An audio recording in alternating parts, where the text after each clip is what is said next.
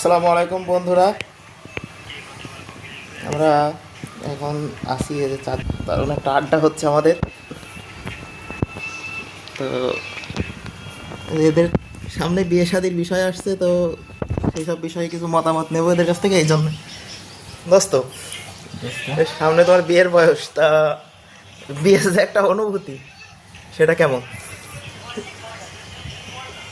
বিষয়টা হচ্ছে যে বিয়ে শাদির বয়স একটা তো আছে, তার আগে নিজের ক্যারিয়ারটাকে ঠিক করতে হয়, তাই না? আচ্ছা আচ্ছা, এই গুরু, সামনে বিয়ে শাদি তোমার লাইন, তা কি কি দিয়ে কি বলো? মানে মানে বলছি বাবা, বিশ্বাস করবে না, দুনিয়া এখন বিক্রি বাবা। আমি বিয়ে করবো, সে মানে একটা টক বইয়ে লাল ঘোড়া থাকবে আর পিছনে থাকবে বাবা, এই যুগে তো সেভাবে বিয়ে হয় না বাবা।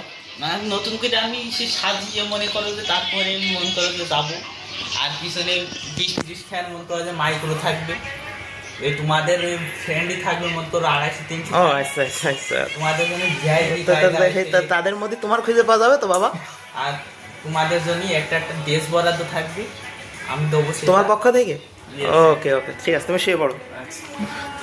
হে তারেক, তোমার অনুভূতিটা প্রকাশ করো। আমার অনুভূতি আগে একটা গাড়ি কিনতে হবে, দিয়ে নিজের ভাবে আনতে হবে। ওই যে বললে ঘোড়ার ঘোড়ার গাড়িতে করে বিয়ে করবে তুমি। আমার কোনো এই গাড়িটা আমার দেখেন, এই গাড়িতে আমার একটা হলেই যথেষ্ট। ও আচ্ছা আচ্ছা আচ্ছা, এতে করেই নিয়ে চলে আসবো। ঠিক আছে, ধন্যবাদ তোমাদেরকে।